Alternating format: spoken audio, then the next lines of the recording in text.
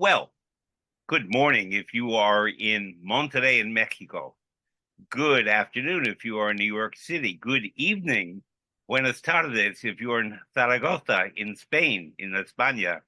And greetings to people all around the world. Welcome to Fred Plotkin on Fridays on Adagio, the place where classical music happens. As you know, Adagio is a video and audio streaming platform dedicated to supporting artists and to making classical music and opera available to fans all around the world.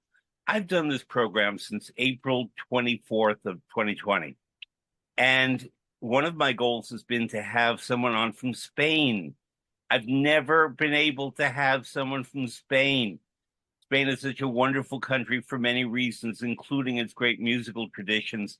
And I certainly have tried, and many Spaniards have said, oh, I would love to. We'll try to make it happen. It hasn't happened yet. So I can only say gracias to my guest today, David Gracia, or Gracia with the Castilian TH, who joins me today, not from Zaragoza in España, where he's from, but from New York City, where he lives and works. So, David, thank you very much, and thank you for being my first Spanish guest. Thank you, Fred. Thank you for the invitation. And I feel honored to be here with you, such an illustrious interviewer, and also honored to be a pioneer, the first Spaniard in your You show. are Hopefully there will be many, many exploring more. el nuevo mundo. And by the way, I meant to say to you, David, before, people are listening all around the world. So it might be that, we're talking about something very native to New York City. You or I can define it more what it means to someone listening in Spain or Cape Town or Sydney or Tokyo or Lima, Peru. So David is one of the people of whom I know many, because it's my business to know them, who do very valuable, important things in music and in the performing arts, but they're not necessarily known by the general public. But without people like David, we would not have music in the performing arts. So I have great respect for people who do what you do. I'm going to start more or less at the beginning of not what you do, but who you are, because you're my first Spanish guest. Zaragoza, Zaragoza, Zaragoza. I love pronouncing it in Spain. And you do it very well. Talk about Zaragoza and your relationship to music, but also the city, where in Spain it is, what kind of food is eaten in Zaragoza. Well, thank you. Yeah, no, this is a great question to get started. I can go on and on. The entire interview could be just conversation could be about this. So Zaragoza is in the northeast of Spain. If you imagine, Madrid is more or less in the middle of Spain. Barcelona is on the further northeast. So in between Madrid and Barcelona is where Zaragoza is, and I think it's the city in Spain with more Z on the name Zaragoza. But you pronounce that very well, Fred. So you can go to Spain easily and speak in Castilian. So I grew up in Zaragoza. I grew up actually in a small town close to Zaragoza. It's kind of a neighboring small town called Villamayor, but it's part of Zaragoza. Imagine Queens or Bronx, part of New York City. And it's a very small town. When I grew up, then in the 80s, we were about 1,000 people, 1,200 people at most. So I grew up having childhood friends that I know since we were toddlers, 2, 3, 4 years old, and we've continued in touch, and many of them still live there. And I, because of life happened and I follow a different course, I came to New York many years ago. But I grew up in a very modest, I would say, household. My parents are blue collar. My dad and my mom, they love music. They love singing. So I have early recollections of in every gathering with friends, celebration, my dad would, after a few wines and some cognac, he would sing, and he would sing jotas, which is one of the particular songs from where I'm from.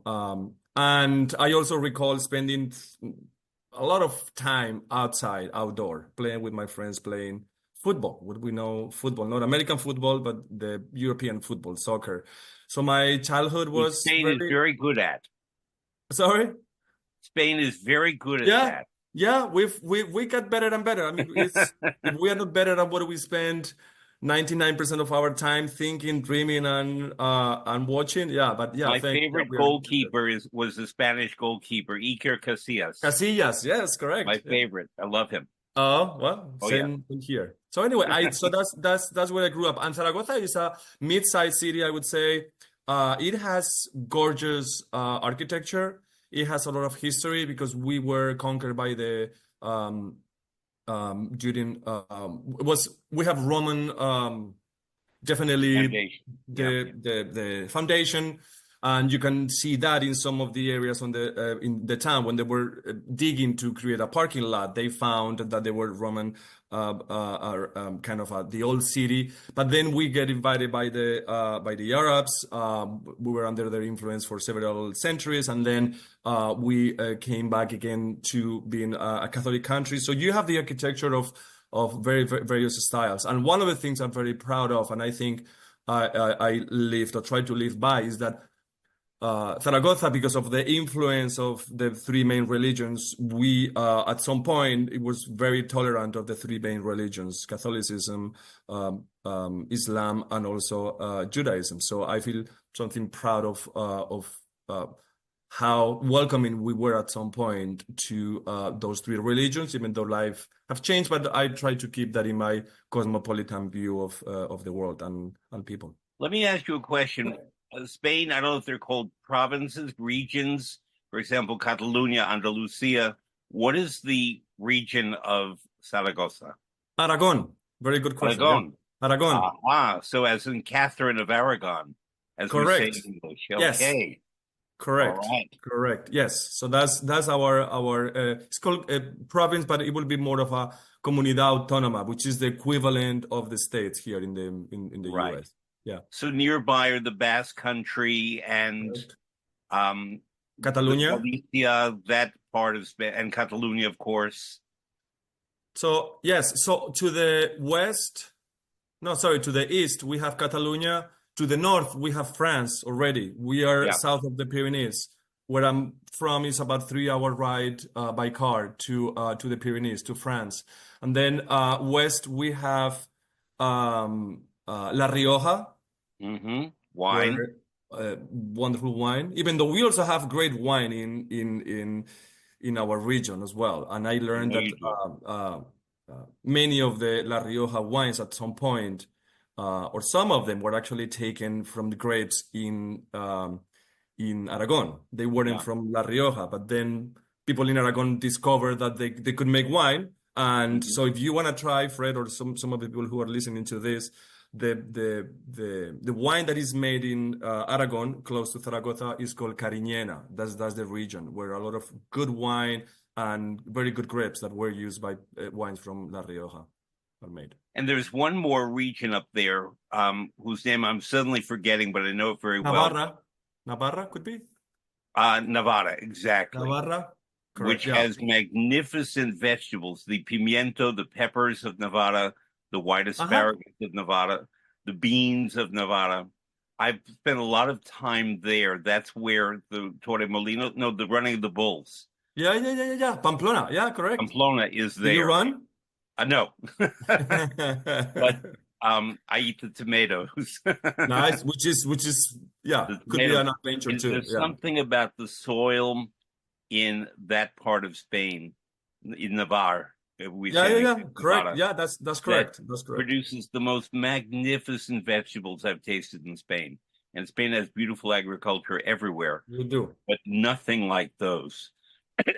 So that whenever I travel in Spain or southern France, Uh-huh. I look for vegetables and fruits from Navarre, but especially vegetables. Interesting. I didn't know that. I They're didn't know very that. the white asparagus are great. The beans, the lentejas, the lentils Lentejas. Yeah. are really wonderful. The fabada, the beans that come Uh-huh. are really extraordinary. I They have have to check it out. Let me write that down. incredible flavor, really incredible flavor. So and also a little further west, and then we're not going to talk about food for a while. Yeah.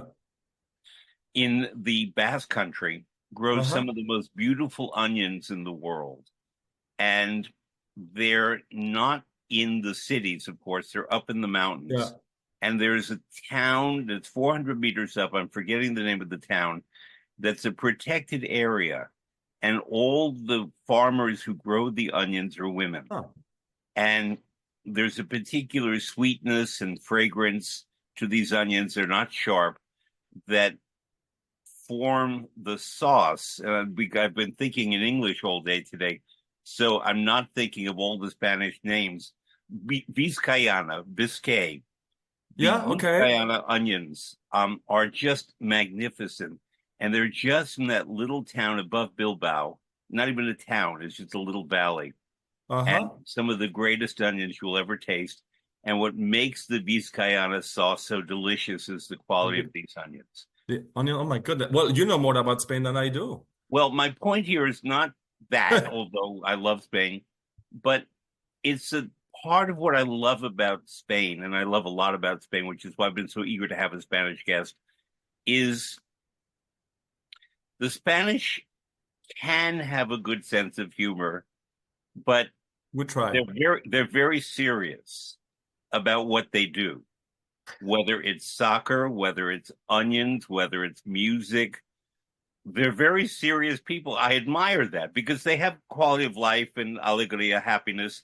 But when you get a Spaniard, a man or a woman, talking seriously about Uh-huh. something, they're very serious. And I love that.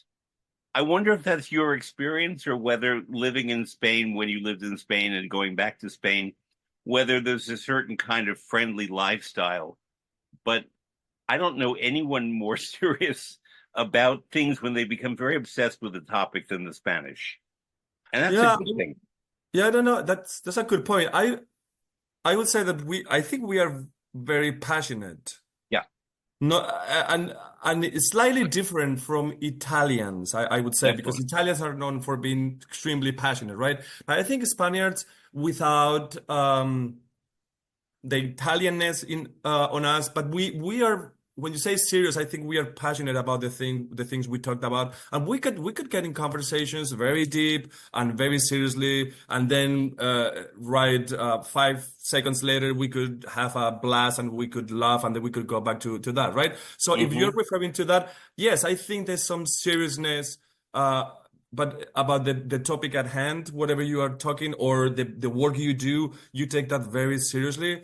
Yes, I would say that is one of the traits that we have, and I think it comes also the seriousness. I would think it may have to do also with kind of being a Catholic country, and I think even though we are, I mean, nowadays, not that many people go to church in Spain, so they're declining in terms of the numbers of parishioners. But I think it has to do with that seriousness that religion brings into your life. I do recall, for example, my grandparents, when they lost someone, or the people of my grandparents' age, when they lost someone, they would wear black for the rest of their lives, and could be 20 years maybe wearing black, a widow. Now, So my friend, you're wearing black today. I hope everything is no, okay. this is blue actually. No, this is blue. Okay. This is blue. Okay. This is blue. And but actually, when my wife brought me this the other day, and I'm like, oh, I love that black sweater, and she's like, no, that's not black. That's blue. I said, really? I don't know if you see the kind of the, but anyway, but it's not black. It's almost black. But no, there's no death in my family. But yeah, but I think comes from that as well, because the kind of the strictness of religion and kind of the seriousness of the Catholic Church, I think runs deep in our culture. Even though now again people don't go to church as much as they used to, but I think that that's part of our kind of our trademarks as people in general. Well, I can say to you, and I mean this in all seriousness, we are recording at the very end of 2024. Mm-hmm. Um, that the greatest opera performance I've ever been to, and I've been to at least 5,000, I've worked at least 3,000, so certainly 5,000 performances, but the greatest opera performance I've ever been to was in Barcelona in 1979 El Liceu? Liceu? at the Lyceum. It was my second time there. I've been there many times since. I've Uh-huh. worked there a little bit, and it's a magnificent theater. The Barcelona audience is very serious, very caring, very devoted, very knowledgeable, and very demonstrative. And this being 1979, it's when political changes were happening in Spain, Yeah. and Catalonia, the state, let's call it, of which Barcelona is the capital, was gaining some autonomy. Yeah. And the Catalan language was again in print and spoken publicly.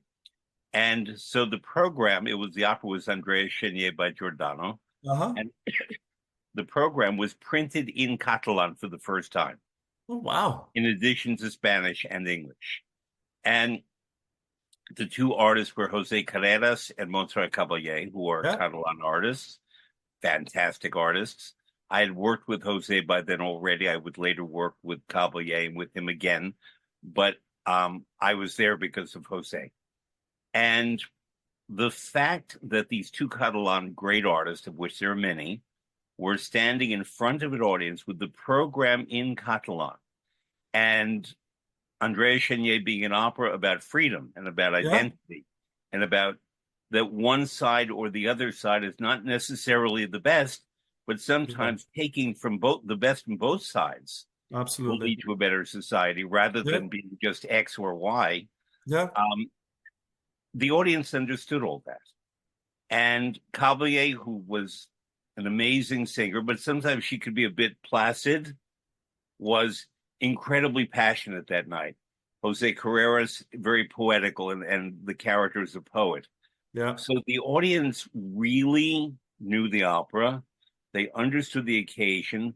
They went wild, but not at every moment. They never interrupted the singing. They heard the singing, and then the Mm-hmm. second the singing stopped, explosions of sound. And the theater Beautiful. rocked. And it was about an hour of curtain calls after.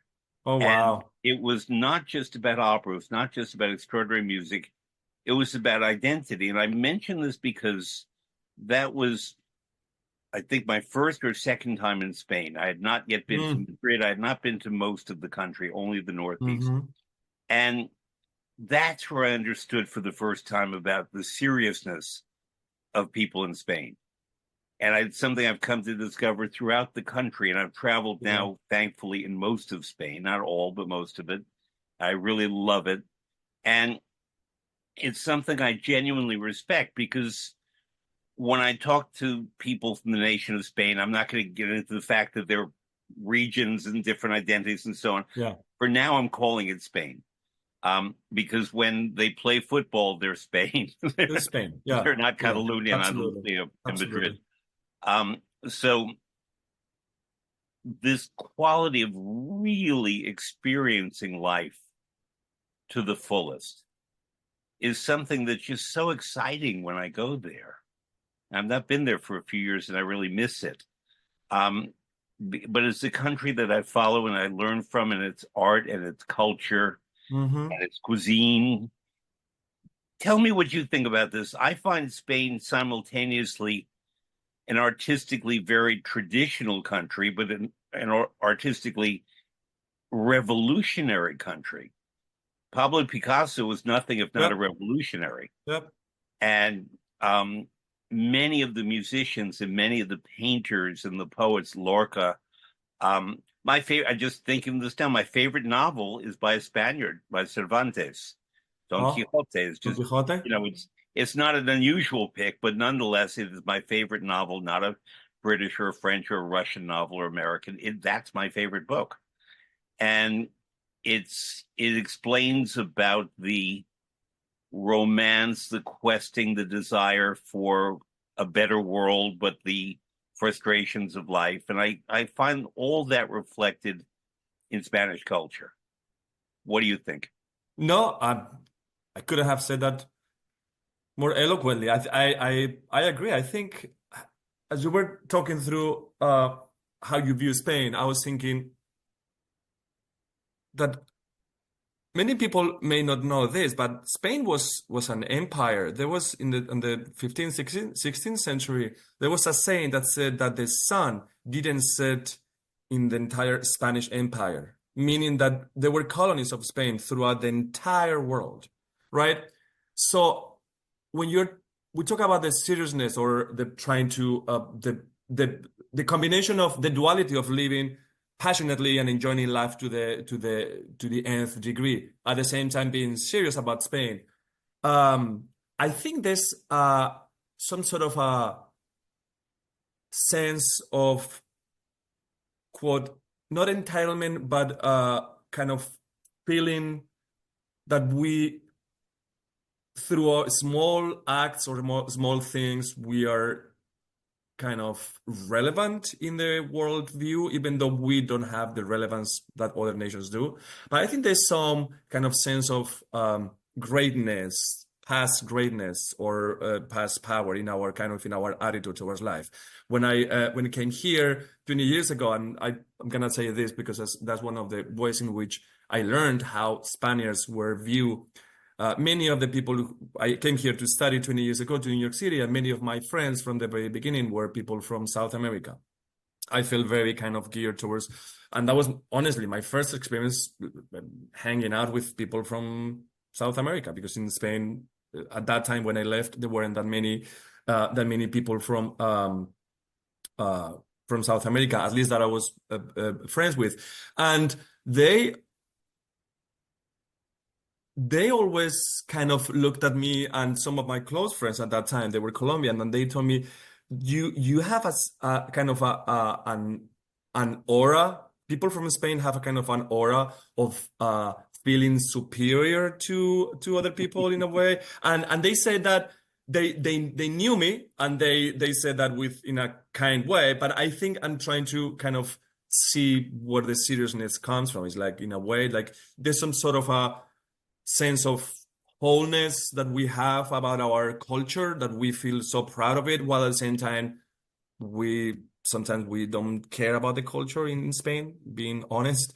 But when we go outside, there's some sense of being proud about that. But when it comes to living to the fullness, I'm thinking also, my dad says this, my dad has a very kind of his look he seems like from the Middle East, and I've been asked stop here in New York City by Orthodox Jews and also Arabs speaking me in either Arabic or Hebrew. So I can get, if people look at me, they say, "Oh, where are you from?" And they say that in Hebrew and Arabic. So and I'm saying that because I think the mixture we have in Spain is very different from the one that there are in other places in Europe. And I think that's... Although I have the same thing. Every Egyptian taxi driver in New York City speaks to me in Arabic.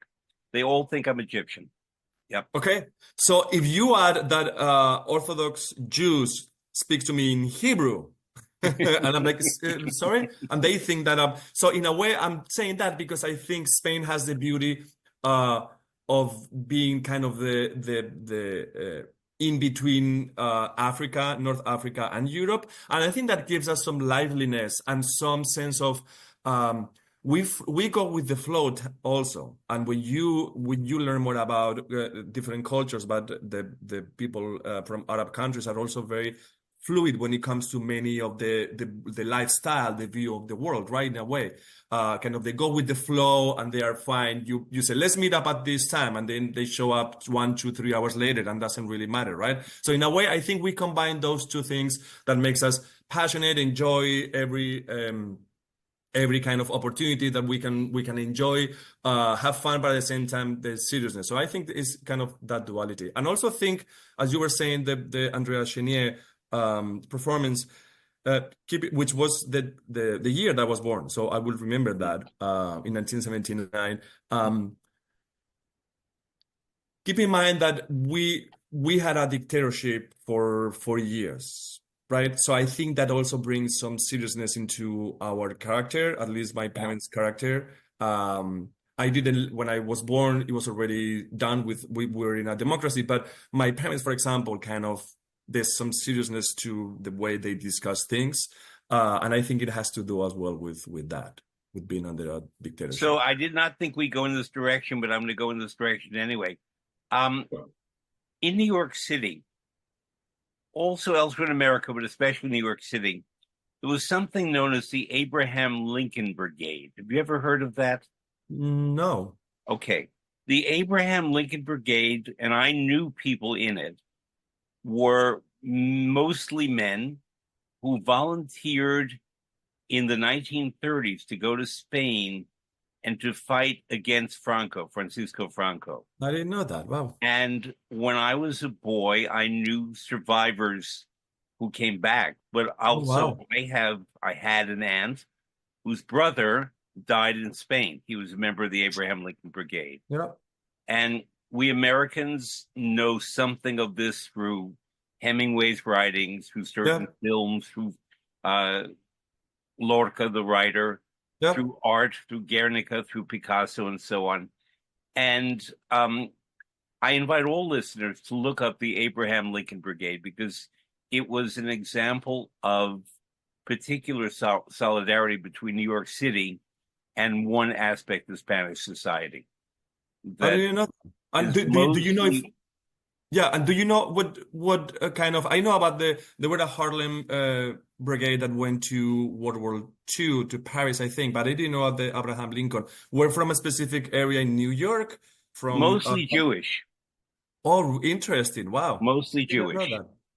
Also From because at Brooklyn? that time Hitler was already in power, Spain Yep. was officially Yep. neutral, and so they went to Spain to try to preserve democracy when they Yep. saw that Nazism was rising in Central Europe. Yep. Yep. Spain I didn't remained know that. neutral throughout the Second World War, but Yeah. sided probably with Germany and Italy, but Yep. officially was neutral. But whereas nearby Portugal was sort of a landing stage for evacuations, and Spain and Portugal were very different at that time. And Yep. that's why we have the film Casablanca, because the flights would go Yep. Casablanca, Lisbon, Correct. France, southern France. Correct. But anyway, very much studying. I think I'm sure books have been written. They would all be over 100 years old now, so there are not many left. Yeah. But I, in I my will check it out. childhood, met many men from the Abraham Lincoln Brigade, and it's a very important story in Spanish and American Yeah. relations. I Anyway, will one check more it out. thing about Spain and the world, and then we're going to get to what you do as a musician. Um, in the opera Verdi's Don Carlo, based on the play by Schiller, and also called Don Carlos, the king is King Philip II, and the Hmm. Grand Inquisitor says to him, "You rule half the world, but you can't even manage your own family." Hmm. And because at that time, King Philip, the Philippine Islands were named for Yep. him. Yep. Spain ruled much of the Americas, Yep. parts of Europe, parts of Asia, Hmm. really in a lot of places, parts of Africa, and the Spanish language spread, Spanish culture spread. Christopher Columbus was not Spanish, he was Italian, but he sailed for Spain. He's a controversial figure. I think he's the most important person in food history because he made 4 sailings for the Spanish crown and transported food products from Europe and Africa to the Americas Uh-huh. and brought products back from the Americas to Europe and Africa. And Yep. this is known as the Columbian Exchange. Yep. So, for example, coffee now in Colombia and Brazil was brought from Africa. Bananas were brought from the Canary Islands, and they're Hmm. planted in Ecuador and Costa Rica and throughout Colombia, Yep. throughout the Americas. Chocolate came from Mexico. Vanilla came from Mexico. Chocolate landed in Spain. Vanilla wound up in England. So Hmm. 1588, the war between England and Spain was, among many things, it was about chocolate and vanilla. Seriously. Yep. He Yep. brought corn, peppers, potatoes. Potatoes. Well, he Yep. didn't bring potatoes, but it was a result of his journey. So that Italy would not have polenta and corn, potatoes all over Europe. Imagine that. Wheat would not be in the Americas. Yep. It is vinifera wine grapes were brought to the Americas. It was the Columbian Exchange. So Spain has also had that impact that because they hired Columbus to do this sailing, yes, there Hmm. were conquests and horrible things that were done. I will never pretend that. Horrible things were done to native peoples. But one positive development was it changed agriculture and food throughout the world. and African Americans in the southern part of the United States, food came in the Middle Passage from Africa, all Mm-hmm. kinds of foods and ways of preparation. Rice, yams were called niames, which are Yeah, not yeah, sweet potatoes, which are from Peru, but niames were from Africa. Phenomenal exchange of all of yeah, that. And absolutely. that's because of Spain. So it's a mixed history, but it's a hugely important history in terms of how the world eats. Now, I agree. I would add, if I may, Fred, I would add, yeah. we also were critical in spreading the beautiful Spanish language, Hmm. which, I mean, I've come to understand and appreciate English, the nuance and how it's useful for many things and beautiful in many different ways. And in some ways, I think it's more, uh, in some ways, there's some things that are more nuanced and can help to kind of describe life. But it's very interesting how the Spanish language also as well has created in South America one of the best books. You were talking about before Don Quixote being your favorite book. Mine is by a Colombian writer, Marquez. Cien Años de Soledad. That's something, and I'm married to a Colombian, so I know about the kind of the culture a little bit more, and it's a universe of dreams, of colors, but also that are real and surreal at the same time. And if you go to Colombia, you see in the I've been people to kind of Colombia. that, yeah, that beauty. Yeah. So you anticipate another question. My Colombian friends here, and I have several Colombian friends here in New York, all insist that Colombians speak the I best know you're Spanish, going to ask. that they speak the best Spanish. And I do speak Spanish. I didn't learn it in school. I learned it por las calles de Nueva York, speaking to people on the streets. But you And speak we very have well Puerto Spanish. Ricans and Dominicans and Colombians and Argentinos. And my neighbor is from Chile. And we have someone who works with us who's from Ecuador. And I have many friends from Spain. Uh-huh. And I don't have a position on this, but does your wife say that Colombians speak the best Spanish? I've heard that. Yeah, I've heard that. I think it has to do I think it has to do with how but not just Colombians. I think it's more about specific region in Colombia, specifically the one from Bogota, right? That the one they claim that they have the best the closest to the Castellano. Um I have to say that I think is also I've known people from all over South America and it has to do what, but I heard similar things about um, not similar things about the language, but I have a very good friend who's a violinist and violin teacher, and he's from Cuba, and his devotion and admiration of Spain, I haven't seen that in anybody else. And he mentions to me that in Cuba, Spain is kind of madre patria, Hmm. which is like motherland for them. So even though they may not think they speak the best Spanish, but they feel much closer, I think, to Spaniards than any other people from South America in general. But I've heard about the Colombians from my wife Well, in about. my experience, many Cubanos, their origin is from Galicia in Yeah, northwestern Spain. yep, So they yep, feel very attached, especially to Galicia, which to me correct. has the most beautiful air that I've ever breathed, is the air of Galicia. It's just something extraordinary. It's like cream, it's like Agreed, milk. I've agreed, never breathed air anywhere in the world like the air of Galicia. agreed, Um, agreed. It's in so such a raw area. Yeah, one more question about Cuba now. The opera Carmen, yep. she My sings a mother's name. habanera. She Yeah, sings a habanera. That yeah, means from Havana. yeah, So the musical styles, and you see, I'm getting us toward music. The yeah. musical styles of Central and South America in Spanish-speaking countries are very diverse, are magnificent. I Agreed. mean, every single country has its great musical traditions in Central and South America, but one of the greatest is Cuba. And Mm-hmm. and they I always found it interesting that Carmen sings a habanera. Do you know why? I don't. Don Jose? The connection to Don Jose, probably. Was he from Cuba? No, but I mean, well, no, but I think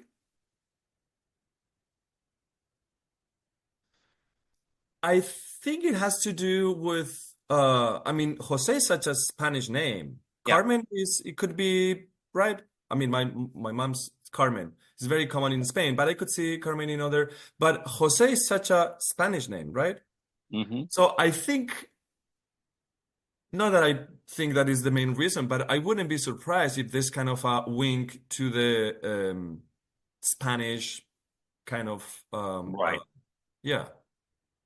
So your Yeah. wife is in Colombia, which I did not know before. Yeah. The neighboring country to Colombia is Venezuela. Yeah. And Venezuela, for all kinds of political and other reasons, is prominent. Some people say notorious on the world stage right now. But there is one aspect of Venezuelan life. There are two. One of them is that Venezuela used to produce more beauty queens than any nation in the world. And Miss Venezuela always won whatever Yeah. competition it was. I never quite knew why. They're beautiful, but they're beautiful women all over the world. Um, but the other is something called El Sistema, Mm-hmm. which is a musical revolution. And despite the economic and political turmoil in Venezuela, El Sistema, in one form or another, continues. I know that you are very influenced, inspired by El Sistema. Would you talk about El Sistema, where you first encountered it and how you use it in your career? Yeah. So, yeah, El Sistema was created in Venezuela about 45, almost 50 years ago in 1970s.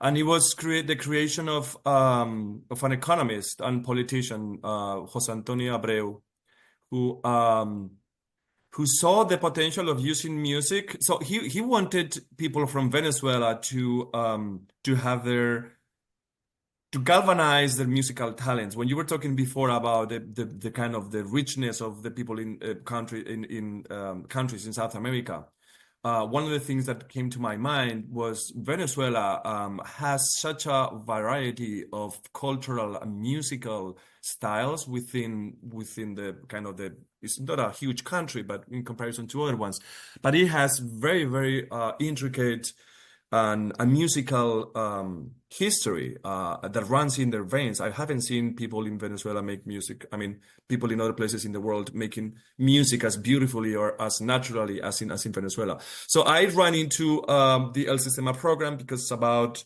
15 years ago, almost, was part of a fellowship at the New England Conservatory called Sistema Fellowship. And the idea was to train 10 musicians from all over the world, 10 per year for 5 years, to learn about El Sistema, which is a music program in Venezuela created to galvanize the richness of musicals of Venezuela musical culture, and also use as a social development tool, which I think, may have been used in the past. But the idea is that if you give a child an instrument, specifically from an orchestra, and they use the orchestra as kind of their uh, uh, their tool just to galvanize, to fit as many children in the same space as possible. And if you give them an instrument and you train them as musicians, to develop their musicianship, to play together, to work together, to strive together. There are other benefits that are ripple effects from making music with other people. And as part of that program, what I did is that I went to Venezuela with another 9 colleagues.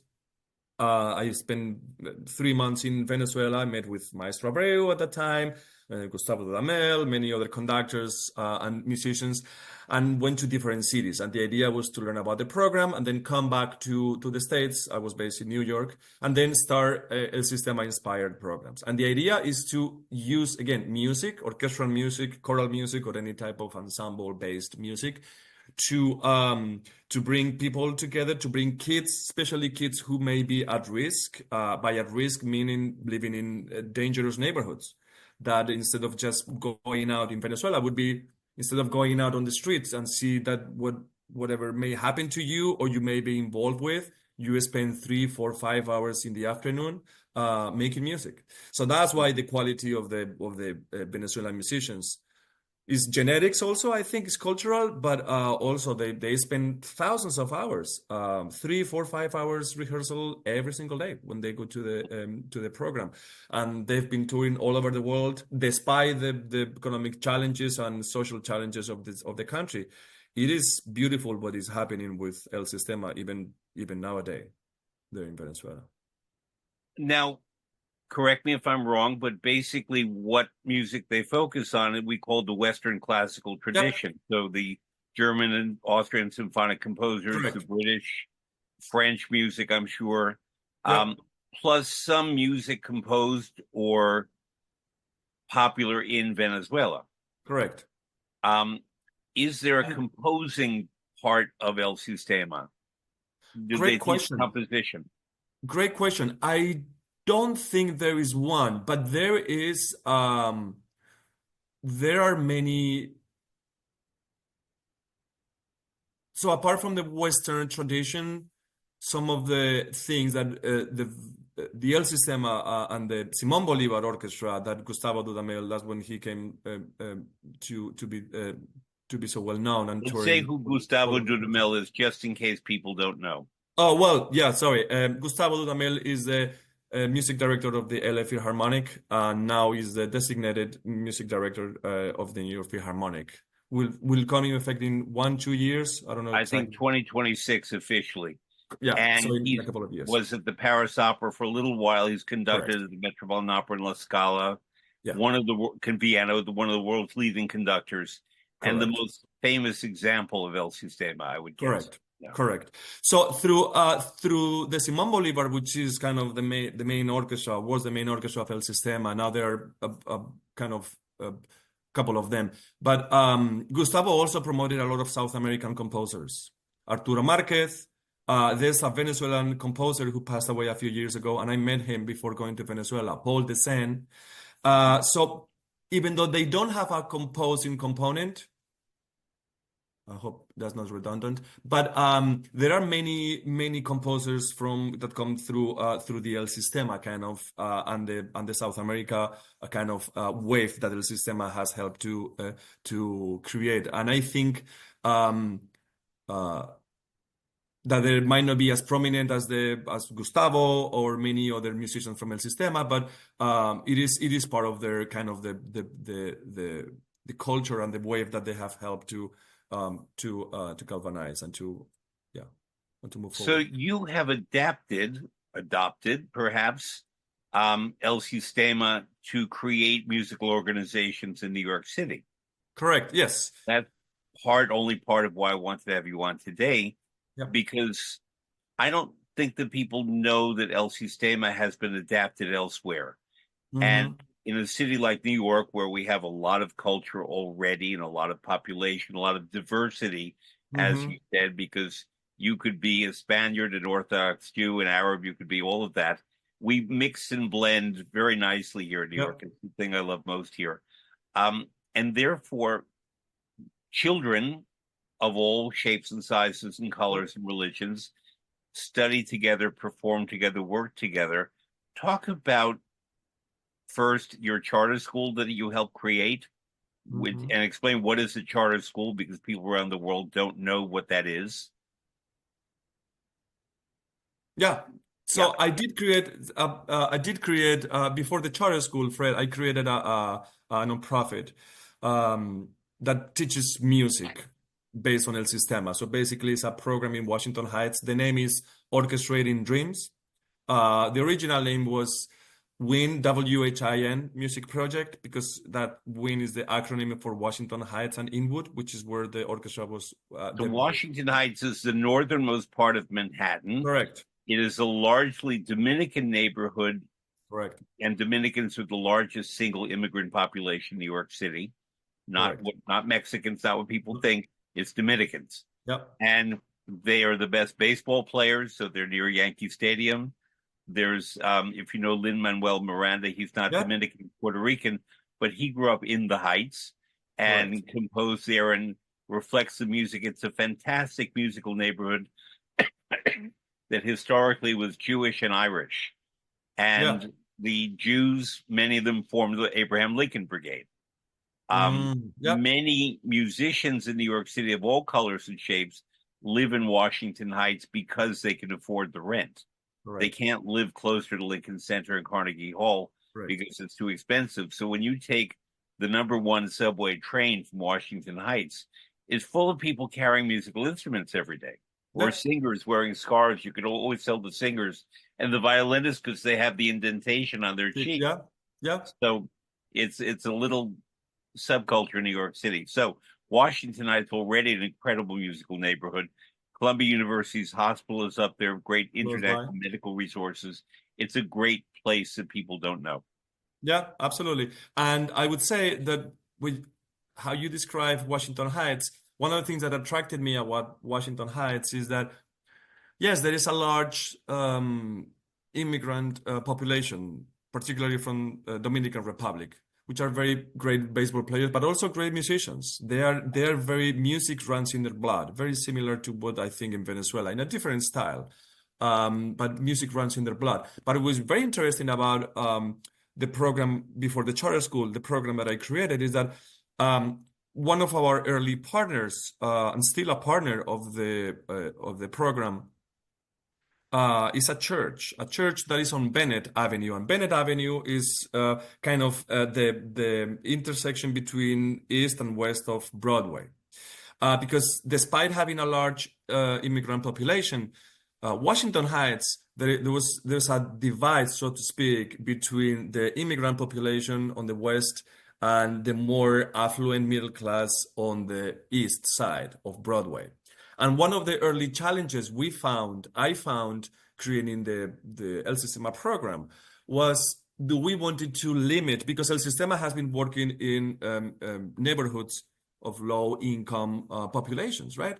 So one of the early questions we had to answer and problems is that, do we want to open El Sistema to any child, regardless of whether they can pay for classes or not, or should we just keep it for kids who cannot afford classes? And because for me, true inclusion is true inclusion. So we accepted every single child in the program. If I really believe that if we work with a specific segment of the population, that doesn't fix the problem, because then you need to integrate everybody, right? Everybody's equal. Everybody goes through the same challenges. Everybody works together. Everybody, right? So that's why Washington Heights was and Inwood was such a great place to create the program. And we launched with a summer camp, 2 week summer camp. We started with 40 something students. We ended with almost 100. I did it on purpose because I really wanted to create some sort of momentum, and also because one of the main values of El Sistema that is very different from my conservatory trained kind of education in Spain, very European, very methodological, go step by step. El Sistema really believes that anybody can make music in one degree or another. So in El Sistema is known in Venezuela that, let's say they have a concert for May 6th. Okay, so and the kids that are part of the orchestra are ages 6 to 10. Okay, there's a kid who joins the orchestra 15 days before the concert. That kid is given an instrument. That kid performs in the concert and is given a reduction, an easy version of what the other kids are playing. So it creates layers. The printed music is a reduction, yes. Yes. And they create layers in which one kid could be playing the instrument for 2 weeks, could be playing just open strings, for example, on the violin. The others are playing the full score, right? Because he really believes in the power of the musical experience. And Maestro Jose Antonio Abreu is, in my modest opinion, he had many strengths and weaknesses and did good things and did things that weren't so good. But his unlimited belief in humanity and the power of music to transform people's lives is something that I live by every single second. Mm-hmm. For me, anybody can make music in one degree or another. Anybody can be transformed by music in one degree or another. And that's, to me, the greatest weapon, the greatest tool we have to transform the world and to make the world a better place. So it's not fuzzy. It's if you feel transformed by music, same that you felt transformed by Andrea Chenier in Spain, that experience with you will live forever. You were transformed at that moment, like the hundreds of people who attended. I do think that music has the power to transform, and El Sistema does that. So in our program, in our kind of pilot program, we started with 40 kids, and then the teachers, as we were adding kids, 1, 2, 3 days before the performance, they were struggling. They were like, David, we can't have these kids. So I said, they are going to be fine. They need to experience this. And as such, after the 2-week pilot program, we opened the program more on a weekly basis because parents were so excited, kids were so excited to be part of the program. And we launched the program in 2012. It's been 12 years since we launched the program. I haven't been involved with Orchestrating Dreams for probably 5-6 years. I moved on, but the program continues and does fantastic work. And it's great to see kids who joined at that pilot program for the first time, graduating from high school and now going to universities on a scholarship in violin, cello, and other instruments. So it's great. Kind of, I planted the seeds, and it's such a great experience to see the power of music. Yeah. When I was a small boy, so we're talking 60 years ago. I don't look it, but we're talking 60 years ago. And went to New York City public schools. We had no money. We were not a wealthy family at all, working class. My dad was a musician. All children in kindergarten, in the very first year of school for us, before first grade, our kindergarten teachers had to know how to play the piano. And we had to have music from the very beginning. And I remember very well, my teacher's name was Miss Naifee, Naifee. And the first piece of music she played for us was Brahms, and the second was Francis Poulenc. Wow. And when I think now that was my first piece of classical music in school, not at home. I had it at home. Yeah. But in school, Brahms, yes, but then Francis Poulenc was very unusual. And she had to sing with her the music that she was playing. And in our public school, certain students expressed an interest and were identified for music. And by the 4th grade, there was a class that was focused on children who wanted music. And they gave out violins to just about all the students. Yeah.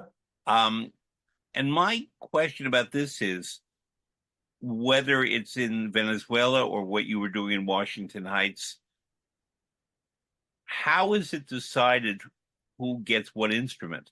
Because if everyone plays the violin, it's okay if you're doing Vivaldi. But but how is it decided that, one child may get the clarinet or the tuba? It really depends. Yeah. It really depends. In Venezuela, is what is needed. We have 20 violins. We have 1 cello. Okay, next students are going to play the cello, and then they can transfer. It isn't, at the very beginning, it isn't about choosing the right instrument for the right child. It's more about how we get the child and everybody involved in working together. And then the child can move from one instrument to another one. In Washington Heights, what we did is that definitely our main goal was we started with a beginner's orchestra. So we wanted to have the numbers of a beginner's orchestra. We did, because we are in a different country where we definitely, unlike in Venezuela, they give you the instrument, you play, and that's it, right? But here, it's more like what the child wants. So there was some kind of the petting zoo where children there was a teacher with a violin, the viola, the cello, and the kids would come and fool around to see how they felt comfortable. But it's very interesting, Fred, because maybe you saw this as well and you experienced this, but kids many times gravitate towards an instrument. Yeah. Because kids will have different personalities, even at a young age, right? So they for whatever reason, we never had a problem of saying, oh, we have enough violins, right? It was always yeah, there's violin, there's viola, because viola, they play, it sounds in a different way. That kind of it goes very much with type of the personality of the kids in a way. So we were kind of flexible in what type of instrument they are assigned, but we ended up kids usually are the ones who can decide that, and we can encourage them to switch from one instrument to another. We had many cases, not many, but a few cases of kids who started on the violin and they wanted to move to the cello because when they were playing the violin, for whatever reason, they saw the cellist and they were like, "Oh yeah, I really like how that sounds. I really like how you feel the instrument more closer to you, right? I like the violin that is more."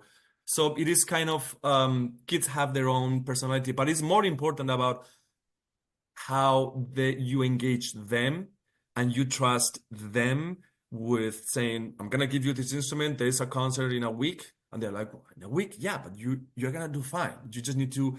And it's more about that, empowering kids and trusting that they're musical enough to have fun and to perform, than what instrument is, yeah, is chosen. Now, you well know that in the music business, Mm-hmm. there are a lot of jokes about viola players, and I don't tell those jokes, but basically, they're the stupid ones. And I don't agree with that at all because I happen to love the viola. Maybe I'm stupid, but I happen to love the viola.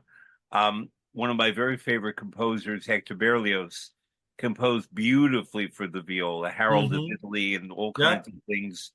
And Paganini was famous for violinists. He also played viola. And I find that people who play the viola are not necessarily the ones who want to be the protagonist, but the ones who play with a much deeper soul. They Yeah. choose that.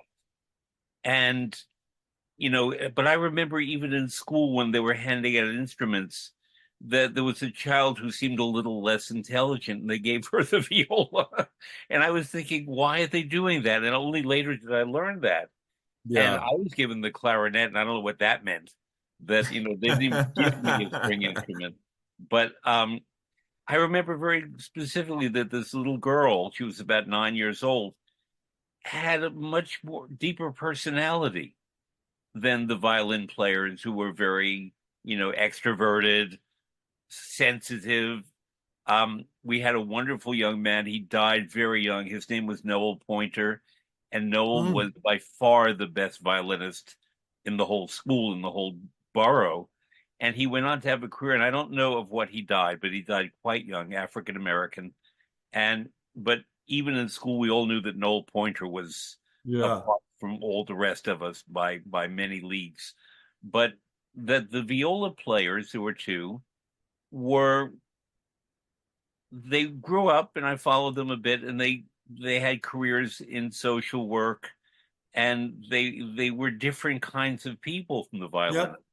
It's a good And point. there's something very particular. I don't ever want to discount viola players because they seem to feel things and express things that other instrumentalists don't. Cello, again, yes, very emotional, Yeah. but in Yeah. a Yeah. Yeah. different way. But a little bit. My father played the trombone, and he Mm. was a very expressive man on the trombone. Yeah. His playing really was like singing, and you could Mm-hmm. hear him singing through the trombone, and it was very beautiful. It's very Um, similar to the human voice, the trombone. exactly, It's very exactly. similar. So But with the violist, if I may, Fred, I yeah, think one of, as you were describing, talking about the violist, I think it's kind of the type of personality, type of people that you may not, they may not come to the forefront personality wise, but if they are not there, you miss them, right? yeah. Because in the way kind of the orchestra works, yeah, you need that middle kind of the middle sound that the viola and the robust sound that the viola do. You don't need always a prima donna of the violins. You don't need kind of the foundation of the cello and the basses, right? But the viola are the ones who fill in the space that is much Hmm. needed. If they remove themselves from the equation at the personality wise, but also sound wise, there's a hole in there's a Yeah. hold on a second. Who are we missing? Oh, the violist, right? So yeah. So this brings to mind a question I certainly didn't Yep. intend to ask, but it's a good question, I think. Um, on November 19th, so recently, I attended the Berlin Philharmonic at Carnegie Hall, Mm-hmm. and it was a very exciting evening of music. And what I noticed was that the stringed instruments, the New York Philharmonic and most orchestras that I see are arranged so you may have the violins to the left of the conductor, the first violin chairs in front to the left of the conductor, the cellist and the violist around the conductor, sometimes the violist to the right of the conductor, cellos behind, and then Yeah. the bass is behind them but to the right. The Berlin Philharmonic looked as if everything had been moved to the left because the basses and the cellos were all to the left and the violas only were to the right, and the violins were mostly to the left and in the middle. It was such a different sound. It It is. was Rachmaninoff. It was, beautiful Second, music with a lot of second orchestration. symphony. Yeah, but no, Isle of the Dead, Isle of the Dead by Oh, Rachmaninoff, okay. and the Korngold Violin Concerto. So Mm-hmm. beautiful music, not Yeah. music we hear every day. And the Dvorak Seventh Symphony. And Dvorak is a very melodic, Yeah. beautiful. I love the Seventh Symphony by Yeah. Dvorak. And it was Kirill Petrenko was conducting. Yeah. So Second. extraordinary concert. But he arranged the orchestra in a way that I had never seen at Carnegie Hall or really in any theater. So when you have worked with young students and you've worked with orchestras, because we're going to get into that more, Yeah. what have you observed about how the arrangement of musicians on the stage affects the music that we hear? So the way I think, I mean, it's very when we work with the students, usually we would follow kind of the regular format of right. You have the first violin, second violins, the viola, and the cello, and the bass is right behind. But when it comes to the different rearrangements of having, for example, what you said, though, that the cellist, the violist on the right side, it definitely creates a very, very, very different sound. And I think it has to do with the way the way you perceive kind of the roles of the different instruments. For me, I'm very much of a very traditional way of the setup. I do understand that the cellos to be facing because that's how you can actually create a much warmer sound. Because if the cellos are more in the forefront and the violas that are filling in many times, kind of more in the background. But I like that the instrument, the violins, the kind of the bridge faces and sends the sound out. And for the violist also, it melts. If you put them first, second, and violas, you have kind of the higher register of the strings coming this way, and the cello are loud enough, and the basses on the can project better. I don't know if I'm answering your question, but I think I'm more You are, because I know that one of your passions is conducting. And yeah, I yeah, know yeah, that yeah. every I love conductor conducting. has his or her way of arranging the Yeah, orchestra. yeah. More than 20 years ago now, I can't believe this, but maybe 25 years ago now, I had the wonderful opportunity to travel to 4 North American cities with Valery Gergiev and the Wow. Mariinsky Orchestra, and they played the Oof. same program in Chicago, Toronto, New York, and I always forget, but I think it was Ann Arbor, Michigan, Uh-huh. um, and all different theaters. And he said to me, Gergiev said to me, that he has the conception of what it should sound like, but not every theater accommodates that in the same way. So therefore, most of his rehearsals were not about working on the musical points, but moving musicians around so that they would finally deliver the sound that he had in his head for Prokofiev or Shostakovich or whomever. And when he finally was satisfied with that, so I remember that in Chicago and especially Toronto, which it's their old theater, not a very good hall. I forget the name, but it was not acoustically a great hall. The new one is much better. Um, and then Carnegie Hall in New York, which would be different from what was Very then called different. Avery Fisher Hall, now Yep. David Geffen Hall, where all of the acoustics are very different. And I was just astonished at how he would move uh, one French horn a few inches to the left, and then he'd move the drums, the timpani up a level, or he'd have risers brought in to put one instrumentalist on a higher level, or the trumpets over there in Toronto and over there in New York. It was astonishing. It was, I'm sure the conductors do that, but because the Mariinsky was a big traveling orchestra and he worked with them a lot, he still does. Yeah. He knew and they knew what they were supposed to sound like, but it was really a matter of choreography of the instruments to get that sound. Yeah. And often So they would be rehearsing until 5 minutes before the audience would come in until he was satisfied.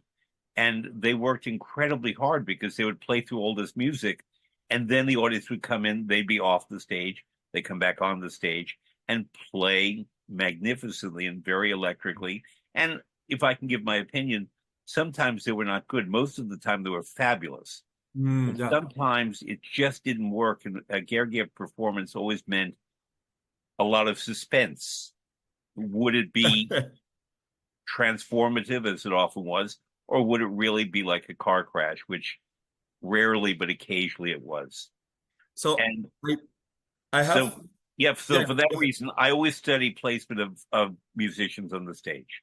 So for me, placement is it's so I'm with what we are saying about depends how it sounds, the acoustics. I'm very keen to that, but not with the change in the shift in the positions, but more about how they need to hear better the other instruments, right? Mm-hmm. Because it is a living entity, definitely. And one of my well, my North Star when it comes to conducting is uh, uh, Sergiu Celibidache, the Romanian Mm-hmm. conductor. I became fascinated by when I came here 20 years ago. I came for piano. I was a pianist, and I came just to practice the piano, and yeah, and I really wanted to make a career as a pianist. But then I ran into a couple of recordings by Celibidache, which I knew, but then I wasn't that familiar, and then went a rabbit hole with him, then previously Furtwängler, who conducted the Berlin Philharmonic in 1930s and 40s.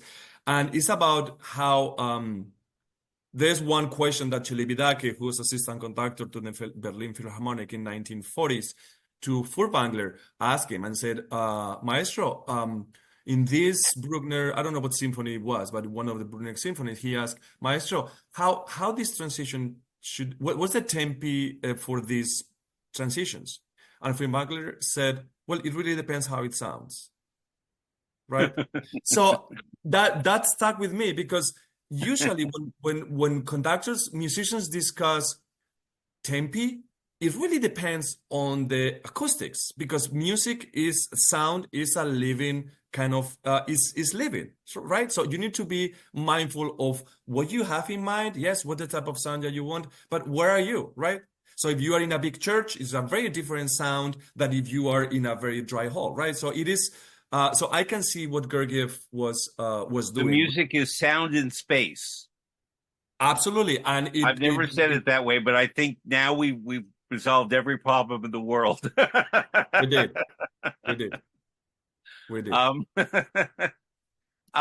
you are involved in something very important now, and that's the context in which I met you. And I do, when we eventually conclude our conversation, want to make sure that we talk about your role as the executive director of the Musicians Foundation. What is that? Talk about it and talk about what you do. So Musicians Foundation is a 100-century-old organization. It's a nonprofit based in New York City, and has a very simple mission, which is support musicians and their families when they are experiencing times of need and emergency. Meaning they have an accident, they have an illness, they are taking care of a loving one, and they cannot make a living as a musician temporarily. We help them with a financial contribution. Usually, we help them to pay for rent. We help them to pay for medical bills, dental bills. And being a musician is a very vulnerable profession. Vulnerable in the sense that it's very uncertain as to many times when you're gonna get the next gig, and also it's not very well paid. Even in big cities such as New York City, the the gig wages remain same or similar to what we were 10, 15, 20 years ago. And I know that because I've been gigging for 20 years as a church musician, and they pay me similarly what they used to pay me 20 years ago. So it doesn't keep up with inflation. But what is very important about musicians God knows nowadays, nothing about inflation. no, well, anyway, they don't keep up with with But whatever inspiration, yes. maybe. Yeah. Inspiration and, other things, yes, but not inflation. Yeah. But what is very relevant about, and I think for me is very kind of significant the work we do is that because we really stand on the shoulders of giants with Musicians Foundation. We are talking about this foundation was created in 1914, was created in New York City by a group of musicians. They were it's called the Musicians Club of New York City. Were very prominent musicians. We are talking about the cream of the cream at the time. We are talking about the Jazz Heifetz, the Pau Casals. We are talking about the best musicians of the time. And also it was the Musicians Club where many music enthusiasts, philanthropists, music executives, the Steinways, Naumburg, so prominent names and people who love music and the best musicians of the time. And when they were thinking about creating, establish a more kind of solidify musicians club, they were thinking we could do what the other clubs are doing is you buy a piece of real estate and then you develop, and then you develop kind of the building, and then you have all the events there and we meet there. But early on, instead of doing that, they decided, no, we should use our resources and leverage our kind of influence in the music world in philanthropy to help to create a foundation that will help musicians in need. So at a critical moment where they could have chosen the path of, create another high-end club, musicians club, they decided to relocate those resources to help musicians in need, which speaks volumes of the greatness of those musicians at that time, but also the greatness as human beings, right? When they were at the peak of their careers, looking to the side and seeing friends, colleagues who were struggling because of X, Y, and Z, that speaks volumes. So we stand on the shoulders of giants. And one of the things that I'm very, very proud of is that through our history, we've been supported in many different ways by the best of the best. We are talking again from the Heifetz of the turn of the century, Pau Casals, and then we have Leonard Bernstein, who sat on our board for many years. Virgil Thompson was also part of the foundation. And nowadays we have musicians such as Yo-Yo Ma, who's been an active friend of the foundation, and then we also have Bobby Lopez and Christine Anderson Lopez, who are well known because of the beautiful soundtracks on Avenue Q, but also beautiful soundtrack to Frozen, the Disney movie, and all that. So we have a very good mix of musicians who are very, very prominent in what they do, great in what they do, but also they care about those who are less fortunate and are going through a difficult time. I think it's important to remember that making music is a physical act. Yeah. And therefore you need your body to be healthy. You need your mind, we hope, to be healthy. But somehow I think that I've seen musicians in terrible emotional turmoil come out on stage, whether they're singers or instrumentalists, and make fabulous, incredible music, even though they're emotionally very disturbed at the moment. I'm not saying permanently, but sometimes if you've injured your hand, you can't do, or if your throat hurts, or you burst a blood vessel in the vocal cord or something like that, or you have polyps, there are all kinds of physical things. There are musicians who might be physically injured, their leg, and so they would have to sit to make the music where they would normally stand, things like that. And just sometimes they just don't get work. And, trends and taste change. Yeah. And there are people who would have long careers. I can think of one wonderful singer I knew. She's now retired, who she was great in the roles that she did, Yeah. but once she did them and she got a little older, she still could sing beautifully, but they didn't think to hire her to do those roles when she was 55, when they could have gotten someone 35. Yeah. And Yeah. even though she looked beautiful, it was not that. But Yeah. somehow they felt, well, we know what she sounds like in these roles, Yeah. and she never transitioned to another repertory. Yeah. And so she had money, so she would not have applied, I don't think. In fact, she may have possibly been on your board because she was a very generous. I'll tell you sometime what she was. Hmm. A very generous artist, but um, she was luckier than a lot of the others who were not necessarily Yeah. so lucky. But Fred, that's a very interesting point because I think what is, I mean, for me, I mean, I'm gonna put on my Spaniard hat now. I'm gonna be serious about, for Muy me, serio. muy serio. For me, music is a spiritual thing. We all need music, right? There is this movie where Robin Williams. I'm trying to watch that in Spain. I know the Spanish title, but the translation The is. Dead Poets Society. Thank you. He talks about that I saw that when I was 14, 15, 16. And I felt so identified because since I was 9 years old, I was known because I love music, but then I was very deep in terms of philosophical and spiritual. I don't know why, but it touched me because w- we need music in one degree or another to transcend, right? To have a reason kind of to inspire us because there are things in life that are inspiring. But I always say that everybody has one specific song, even just one song that they is their end, the beginning and the end, right? That they describe, they feel identified, gives them goosebumps, and they makes transform them physically. So I always I've seen being a musician. I don't make a living as a musician, but I was born a musician and I will die as a musician. It's a call. Whether I make a living or not is irrelevant. But one thing that we forget about musicians is that they choose, those who choose to make their living as musicians, they give up on the certainty of having a 9 to 5 job, the security of having the benefits, of working in and have retirement, social security, because as freelancers, and then they end up in an orchestra, they need to make money just to continue living, subsisting. Whether they make it big or small, that's is irrelevant. And they would do it similar to what in La Boheme, Rodolfo, when he says, "I live." What are you? I'm a poet, and what do you make your Son money from? poeta, come vivo, come Come vivo. scrivo. Yeah, Yeah, yeah. scribble. And then about all the castles up in the air. Is that whether you make a living, you I make, know. right?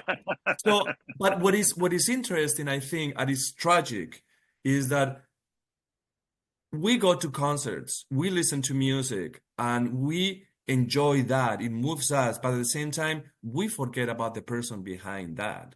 We forget about the struggles of that person, right? We in a way we don't see, we enjoy, but at the same time we don't see the person behind.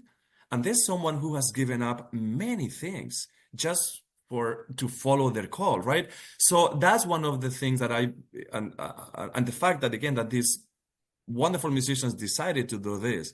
It's for me such a principle of saying, I see you when nobody sees you. I'm there with you when nobody's there with you, right? In a way. So I think I mean, there's much far greater need than what we can help through the Musicians Foundation, but we will always be there. We will be there for musicians because we see their artistry, we see their pain, we see their struggle, and we are fellow musicians, so we will be there with them along the way. There's a website, I'm sure, or what's the contact information for the Musicians Foundation? Yeah, the website is www.musiciansfoundation.org. Yeah, and that's our mandate, Okay. but because we really Okay. believe in that. So I have one last question for you. That In 2012, I was a visiting scholar, whatever you want to call me, at the Verbier Festival in Switzerland. Uh-huh. And it meant that I worked with various artists, including Thomas Allen, Thomas Kosthoff, Oh, wow. and a wonderful artist whose work I always loved, and I loved her father's work, Anushka Shankar, the daughter of Ravi Shankar. Uh-huh. And we did a program, she's of Indian origin, from sitar, Sitar, Uh-huh. to guitar. In other Uh-huh. words, the arc of the plucked stringed instrument from Yeah. India to Spain. And she sat on the stage as Indian musicians often do. I mean, sat on the floor of the stage Yeah. with cushions, and it was just gorgeous. And she was gorgeous, and her playing was gorgeous. And they would hand her different instruments. And we basically moved from India to Iraq and Iran, and then to Turkey and Syria, and Yeah. then to Hungary, where it became a zither, and then into Italy, Kitara, and then Yeah. finally into Spain. And she just sat there and they kept handing her stringed instruments. And she evolved the music from India to Spain. And we talk about the Roma, the Gypsy people, as being of origin from India. And Right. many of them are present still in parts of Eastern Europe, in northern and central Italy, but especially in southern Spain. Spain. So, because you are my first Spanish guest, and I hope not my last, um, I never have spoken really about the guitar since Anushka Shankar in great detail. And in Spain, you see guitars everywhere. And it's an instrument that people take seriously. We're talking about how serious the Spanish are. It's a serious instrument in Spain.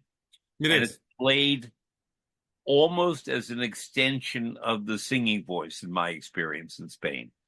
And Mm-hmm. the music that flamenco, but not only that often goes with it, is music of deep soul and passion. Yeah. But somehow the accompaniment of the guitar in Spain um, is so much more than rock and roll, which I love, but it's a different kind of guitar. It's a different voice. And you grew up in northern Spain, but I'm sure, tell me whatever you can about your childhood and relationship to the guitar, whether as a player or what sound it represented for you. So the guitar is very interesting because as someone who, in your case, and other people who may be listening and they may have been to Spain, they associate the guitar as Spanish kind of instrument.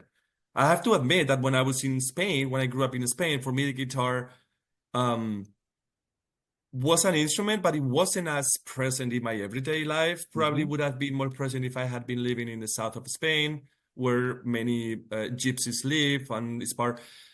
But I do recall the guitar as part of or a different type of guitar that were part of the accompaniment for the jotas. So the jota is the Yeah, dance of Spain. And there are some jotas that Albeniz has in his piano collections of Isaac Albeniz. Yeah, yeah, Isaac Albeniz, Spanish composer. He wrote a Spanish collection of dances from all across Spain, and there's one called Aragon, and there's another one Asturias, and so about the regions. Um, but the jota, which is kind of the dance of Spain, that people dress up with kind of they have a scarf that they put here on top, and then they have kind of a traditional. I don't know how to describe it. It's kind of black, red, and white, but very kind of folkloric dress, and they dance, and the way they dance is in 3/4. It's in 3/4 meters, so it's kind of dance like. So they have small guitars that are called guitarrico, which is kind of a little guitar. That's my recollection of the guitar, and the recollection of the guitar since I was young comes from my dad because he loves singing, and he was an amateur singer. He was a farmer and then working in construction, but he loved singing. And at one point, he joined some sort of an amateur choir.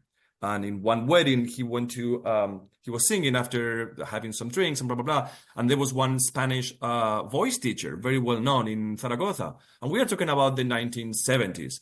and she offered him free lessons. Oh, And he never made it. For no. whatever reason, he thought, no, I'm old. He was 30 something. I'm old. I'm have two kids. I work in construction. No, I don't, I'm not. And he always regrets that. But what I'm trying to say is that one of his favorite singers was Miguel Fleta. Mm-hmm. And there's one song, one jota that is called El Guitarrico. I don't know if you Yeah, have listened to it. I do, sure. Uh, so that's my recollection of the guitar when it comes to my childhood. However, I have to say that after I came here, and I never listened to flamenco when I was in Spain, I have to say that it's a very kind of um, niche subgenre in Spain. Was associated also with, unfortunately, where I grew up with, where you would see people who were involved in kind of activities that are kind of sketchy. And some of them were gypsy, but others were not gypsy, Like the but third act of Carmen. kind of. So those people would listen to flamenco and they would listen to, right? There were more. But then when I came here after probably 10 years, I've become a flamenco lover. I love Paco de Lucia. I love Camarón de la Isla. And I love flamenco. And it's very soulful. It's very soulful in the sense that um, if you are transported by that music to the kind of raw experience of life in a way, and it moves you in ways that I don't think any other music can move you. But it's very interesting how when you disassociate the music genre to your experience, how you can enjoy it more, because that happened to me with flamenco. I had a very stereotype of what flamenco meant when I grew up, and the type of music and people that would listen to it. And now I listen to flamenco, I would say almost every day. It gives me energy. And also it gets me back to home in a way. And I don't know what home is after 20 years in New York, but it takes me home. In Seville, there's a wonderful museum of flamenco. I Uh-huh. don't know if you've been there, but I recommend it to No. people. So, I I'm a private person, but I'm not a shy person. And so when invited to do certain things, I tend to do it and then pay the consequences after. But about 25 years ago, I was working in Seville, and I traveled to the area of Spain where sherry, Jerez, is Ah, produced, Jerez. Yeah. at Jerez. Yeah. And I went to the main port city, which is Cadiz, Yeah. Cadiz. La tacita de And, plata. right. And I had a glass or two of sherry and amontillado, and then I went to a flamenco club. And the performer there was very famous, although I did not know she was famous, named Pilar de Cadiz. In other words, Pilar from Mhm. Cadiz. Yeah. And she said, looking at the audience of mostly men, she said, Busco un hombre. I'm looking for a man. I The, raised my hand and I got up and I danced for 20 minutes, flamenco with guitars with Pilar de wow. Cadiz. And at the end, she said, Pero tú tienes sangre.